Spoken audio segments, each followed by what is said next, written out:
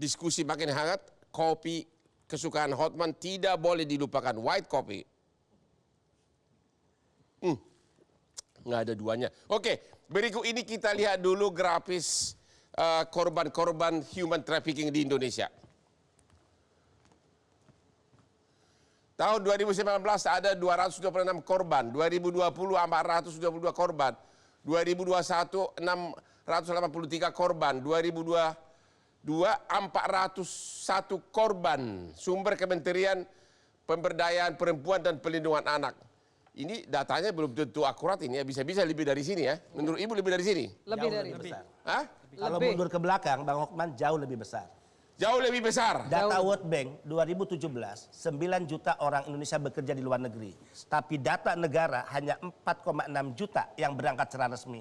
Asumsinya ada 4,4 juta anak Indonesia yang berangkat secara ilegal. Jadi korban itu masih jauh lebih banyak dari sini. Ya. Oke, kepada Ibu Anis Hidayah melalui Zoom, Komisioner Komnas HAM. Di mana perananmu sebagai Komnas HAM, rakyatmu sengsara begini?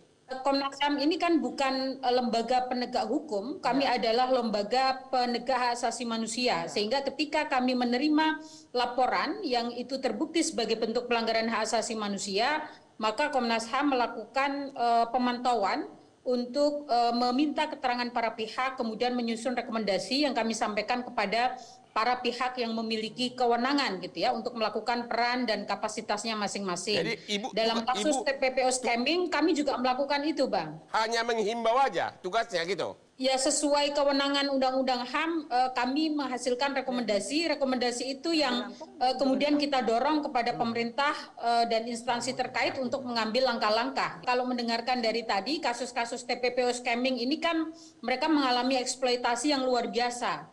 Dan Bang Hotman, 2 tahun terakhir, PMI yang menjadi korban TPPO scamming ini sekitar lebih dari 1.200 yang sudah dipulangkan di Indonesia.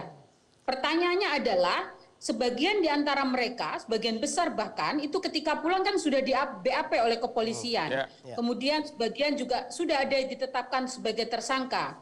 Problemnya kan ini proses hukumnya memang belum berjalan dengan baik. Tadi Pak Benny sama Bu Irma juga sudah mengatakan gitu ya, sehingga salah satu faktor yang paling krusial bagaimana mendorong kasus ini diberantas adalah tentu satu, memastikan penegakan hukum berjalan dengan baik. Yaitu siapa? Tidak hanya kepolisian, tidak hanya calo-calo tadi, Bang, tetapi juga aktor intelektualnya gitu. Karena ini kan jaringannya kan di mana-mana gitu. Makanya kan ini proses hukum sedang berjalan, makanya kita semua saya kira berkepentingan untuk mengawal agar proses hukum ini memberikan keadilan bagi para korban dan menjerat para pelaku. Jangan sampai kemudian nanti yang digunakan atau vonis yang dijatuhkan itu vonis yang ringan gitu ya. Karena dalam banyak kasus TPPO, meskipun undang-undangnya ini adalah memberikan pidana yang berat, tetapi seringkali vonis di pengadilan ini juga ringan gitu kepada para pelaku TPPO.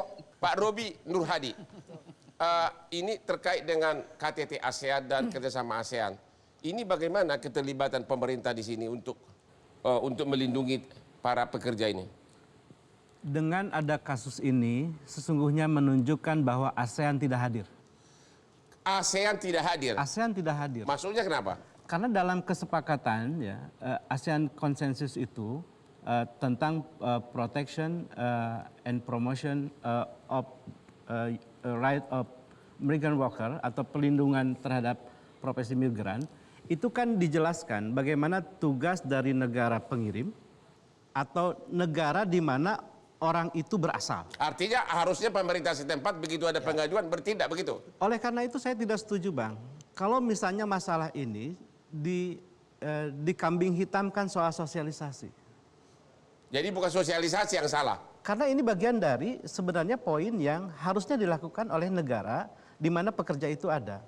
Yang kedua, pada saat yang sama, negara penerima juga punya kewajiban untuk melakukan minimal ya, melakukan pemantauan terhadap pekerja-pekerja yang ada di perusahaan negara itu, atau mana saja yang mereka dipastikan menerima hak-haknya. Tapi kan Myanmar yang resmi, lindungi rakyatnya aja nggak mampu, bagaimana lindungi orang lain? Gitu. Sebentar Bang, gini. Coba gimana? Saya mau kasih tahu beliau. Ya. Beliau pasti tidak paham soal. Jangan gitu dong, Mas. Dia itu ahli hubungan internasional. Boleh Dia ahli, paham. boleh Gini. ahli, tapi faktanya Ya. kan kami nih ya, Ya. saya, Haryanto, Pak Beni ini terjun langsung. Kalau Ya. kita bicara administrasi, kemudian bicara apa namanya pendapat ahli itu memang seperti itu. Katanya negara gini, Bang, ASEAN tunggu tidak dulu, melindungi tunggu dulu. warga asing. Saya mau kasih tahu, sosialisasi itu penting. Ya. Saya sebagai anggota DPR Komisi 9 yang mitranya tenaga kerja Ya. itu melakukan sosialisasi ke daerah, kami tanya sama mereka, Ya. tahu nggak? Tapi Bu Irma begini. Sebentar, tahu nggak bagaimana caranya keluar negeri? Mereka nggak tahu. Tahu nggak caranya kalau mau kerja di dalam negeri seperti apa? Kemana harus? Mereka juga nggak tahu. Itu tanggung jawab pemerintah dan pemerintah harus hadir melalui sosialisasi. Tuh, gimana Jadi itu, nggak Pak? bisa dibilang Katanya seperti Justru itu kemudian itu ya. bagian Bang, dari perlindungan. Coba dengarkan dulu begini. Itu bagian dari Jadi- perlindungan. Jadi para Baru- pemimpin baru- negara ini itu bersepakat, sudah taken. Ya. Itu kan harusnya dikerjain oleh aparatur negara. Ya. Nah, ini kan cerita hari ini adalah semua berkilah, semua berpendapat, semua bahwa saya sudah bekerja dan saya kurang ini. Ibu sudah bekerja dan kami begini. Komnas HAM juga sama, kami sudah berikan rekomendasi. Masyarakat menilainya apa hasilnya? Menurut Bapak tidak ada hasil. Cerita ini menjelaskan bahwa negara kemudian perlu lebih hadir. Atau perlu kemudian memastikan bahwa mereka bisa lebih hadir. Jadi yang salah Karena siapa? kalau hadir sebenarnya yang tidak salah akan terjadi siapa? seperti ini. Yang salah siapa? Pemerintah. Negara harus introspeksi. Yaitu ASEAN harus ini introspeksi. bagian dari negara nih Saya semuanya. kira iya. Saya salah sebentar, Bang. Ya. Saya salah sebentar. TPPO ini penyelesaian dari hulu ke Ya. hilir. Sebuah ekosistem kejahatan tindak Tapi kan pidana anggaran perdagangan Bapak 300 orang. miliar, Oke. masa nggak mampu berbuat? Kita nggak akan menyerah dengan anggaran yang kecil. Itu ya. 300 miliar kecil. Ada 4 langkah yang harus dilakukan negara. Satu, sosialisasi yang masif. Bagaimana negara mengedukasi orang tahu persis berangkat resmi dan keuntungannya apa, dan jika tidak berangkat resmi resikonya apa. Kedua, diseminasi ya secara aktif. Ketiga, pencegahan yang progresif. Dan keempat, Bang Hotman, ini Ya. yang kita kritisi, penegakan hukum yang revolutif. Ini yang penting dan ini yang lemah hingga hari ini. Bang, minta maaf begini. Misalnya tanya, ibu putranya tahu nggak pada saat mereka berangkat bahwa ada hak-hak yang harusnya mereka sudah tahu. Saya yakin tidak tahu. Berarti salah sosialisasi dong. Sosialisasi negara. Bang Robi keliru. Mereka berangkat tidak resmi, Bang. Kalau yang resmi itu dilindungi 3 dimensi.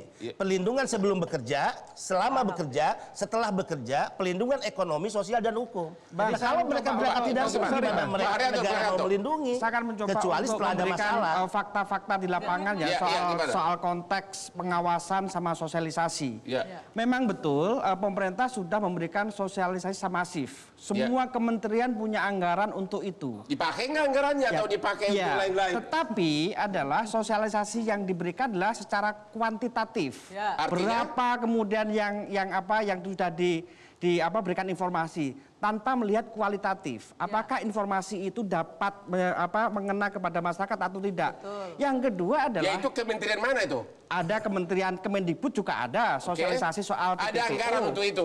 Semua kementerian BP2I juga ada. Tapi nggak dipakai secara Kemudian efektif. DPR juga ada anggaran DPR untuk juga bicara ada. itu, ya kan? Oke, terus? Fakta yang kedua adalah dalam konteks penegakan hukum implementasi Undang-Undang 18 tahun 2017 Ya. bahwa pengawasan juga tidak hanya diserahkan kepada pemerintah pusat, Ya. tetapi di pasal 40 juga diberikan kepada pemerintah daerah, yaitu Ya. provinsi.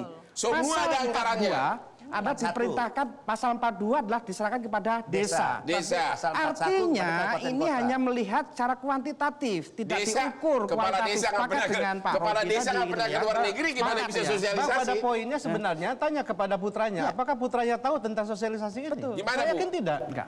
Iya, anak saya nggak mengetahui. Ya, Ini makanya bukti sebenarnya. justru itu saya bilang tadi, karena tidak tersosialisasikan dengan baik, makanya anak beliau nggak ngerti. Berarti benar dong sosialisasi. Iya. Kurang. Iya. Ini menjelaskan sebenarnya kita mesti mengkoreksi apa yang ditangani oleh para presiden itu terkait dengan apa yang kemudian menjadi Jadi intinya anggarannya ada begitu banyak lembaga yang ada anggaran tapi tidak dipakai untuk sosialisasi. Salah satu. Kita istirahat lagi, ketemu lagi setelah yang berikut ini.